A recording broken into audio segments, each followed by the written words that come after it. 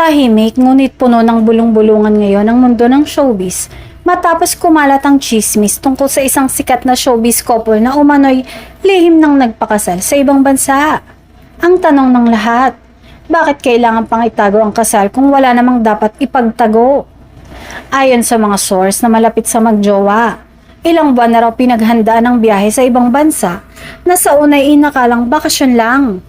Ngunit tila may mas malalim palang dahilan sa likod ng kanilang pag-alis.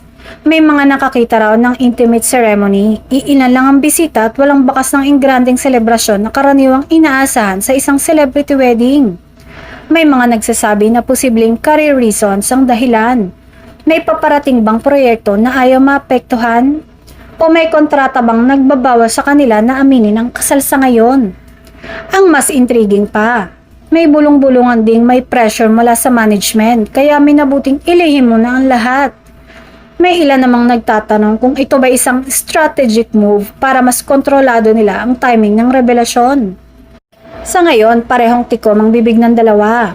Walang kumpirmasyon, walang pagtanggi. Tanging makahulog ang post at misteryosong caption na lalong nagpapainit sa usapin. Kung totoo ang kasal na sila, hanggang kailan nila ito itatago? At kapag lumabas na ang katotohanan, handa ba ang publiko sa revelasyong ito?